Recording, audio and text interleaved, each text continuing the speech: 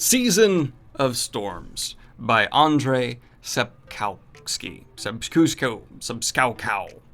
Moo is the latest Witcher story. And I have been looking forward to reading this for a long time. I really wanted to pick it up because I knew it was controversial among Witcher fans. People have a lot of opinions on this one. And what I can say is largely both parties are right. People who like it and dislike it for various reasons. I kind of both, because I think what is in the page, the text in the book, is interesting. It's another solid Witcher story.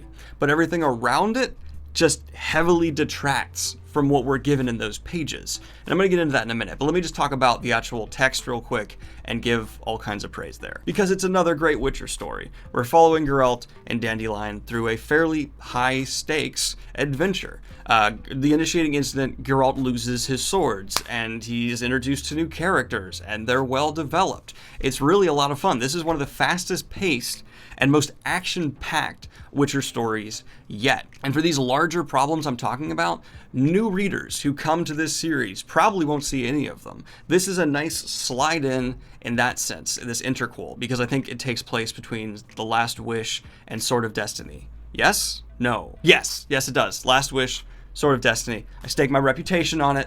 If this is my reputation, staking it right here. Because you really need to be familiar with the whole story and how it ends to notice some of these glaring flaws. But getting back to the actual material here, there is a surprising amount of character development going on because this is an interquel. I expected there to be essentially none, but the characters don't really change, but we do get to know them a bit better. So I don't know if it's fully realized character development, but it's at least us exploring them as existing characters. And of course, the Witcher author writes these characters deep enough that there is plenty to explore. And for all those reasons, I do recommend it. It's another great Witcher book, but there's this overarching shadow that adds a lot of criticism here. So for those of you who are unfamiliar with the Witcher series, it's done in terms of the overarching story. We have our A and we have our Z, and for reasons I can't get into because of spoilers, we can't go beyond those 2 points. We have the beginning and we have the end. We can't go negative A, negative B, and we can't go Z1, Z2. So we're constrained to this story and timeline. And what he has done with this interquel is decided, okay, between B and G, I have enough wiggle room where I can fit in a whole new story. And he interjects this book. The problem is, we know where the characters left off at B. We know where they pick up at G. So what can you do? And that's why I'm surprised to see the amount of character development, because, well, character exploration, I should say, because there's only so much you can change that trajectory and still land on the G you pick up on in the next book. And so I'm actually applauding the author for achieving that so well with the confines he was in. Legitimately, hats off to you. Good job. But now there's the inevitable negatives. So The Witcher is a series which constantly develops and explores this wider setting and overarching story through little hints and nuggets and drops, and these layers are slowly coming away, and we, the reader, really get to enjoy those throughout the entire series. The problem, though, is now that we're done, now that we have our A and we have our Z, you can't explore that more. It's set in stone. We know where everything turns out and ends, and having this interquel, basically none of those now exist in this book because there's nothing more to explore in that sense. So you know how a lot of TV shows just have filler episodes that don't affect the main overarching plot? They're just these offshoot asides to meet an episode requirement or have some experiment with the writing.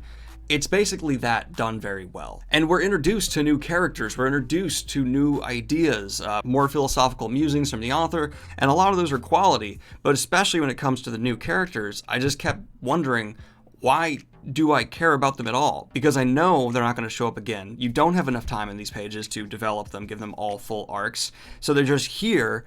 They have personality, some of them have agency, like I understand them on that sense, but I never give a about them at all. And I also can't really buy into huge consequences for this story. Yes, Geralt is having all these things happen around him.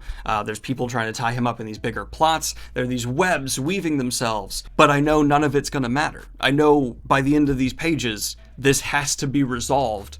End of story. Literally, end of story. Now, a lot of interquels get around these problems by just either not being as good with the actual overall series, and so the interquel can just be another entry, and it's fine because there's not always these wider, grander themes. But Witcher is head and shoulders above most of its peers. This is widely considered one of the best fantasy series ever because the author has magnificent, interconnected, all kinds of shit going on from beginning to end. And so having this just isolated dagger shoot in feels very odd. And I think that's why a lot of Witcher fans who are die hard and reread and read these books might not necessarily like this one as much because it just feels so alien to the rest in some senses. I do think, and I'll repeat this again, that new readers to the series should not have this problem, essentially. They should be able to pick it up, read through, and I don't believe you'll really notice, except for maybe this book wraps up a little more cleanly than some of the others do. This could even be a good new starting point if you're someone who doesn't necessarily like short stories and you do want to read them in sequence order. I guess you could start here and continue through, and that could be a nice introduction, though I still don't think I'd recommend that. Go to Elliot Brooks's reading guide on her channel. She has a fantastic how to start reading The Witcher video that will be well more informed than myself. She knows more about The Witcher than I do. The Witcher is her wheel of time for me, though I still absolutely love The Witcher, and I don't want to say like I shouldn't speak on it. I can. I've read it. I've reread a couple of them. They're great, but this one I'm immensely frustrated with because, again, this book is solid. I really like this action-packed, faster pace adventure that just feels like Geralt and Dandelion out there flexing his characters, just being so themselves. It's enjoyable on that level. The humor is still there. The Witcher's surprisingly funny. Yes, there's horror elements, as the headlines have been talking about recently, but I really hope they also carry in the humor to the TV show, because this is a funny book. It's a funny series, but I don't know. I really don't know where to land here, because I'm a bit disappointed that this feels like an author who, I don't know if he did this because he just really wanted to tell the story or if it was a matter of making money. It certainly doesn't feel like a story that had to be told, especially because it's so disconnected. Maybe he just wanted another check. I don't know, and I don't blame him if he did. I'm sure the amount of money he made off this book would change my life forever if I made that same amount of money. So it's from an artistic integral standpoint, confusing. And I'd really like to know what you all think about this in the comments down below. If you're Witcher fans and you've reread the series, or you've read everything, how do you feel about this one? Or if you're a new reader who hit this one just in the sequence of, okay, here's the timeline of the series, how did you feel about it? Did it stand out to you at all? Because I personally liked the book, don't like what the book does to the series, which is a really strange opinion to have here. Oh, and there's also now just the existing new issue for The Witcher, where nothing that happens here is mentioned for the rest of the series. Nothing, because of course it's an interquel, and so Geralt, in the rest of his romps and adventures, never looks at Dandelion and goes, hey, you remember that? Yeah, the thing that happened in Season of Storms, you remember that? You want to talk about that? It was a pretty big deal. People fell in love. There was death and mayhem. No, we don't want to talk about that ever? Never mention it in any capacity at all? Oh, well, okay. Yeah, let's just not talk about it. It's fine. So yes, while there is character exploration in a way, this book does suffer somewhat from the constraints of that A to Z setup I had, where it starts here and it kind of has to end at the same point, maybe a little bit over, but it can't be that much over because it has to pick up in the next book, and that sucks, to be honest. That I don't like. So when it comes to my recommendation, should you read Season of Storms?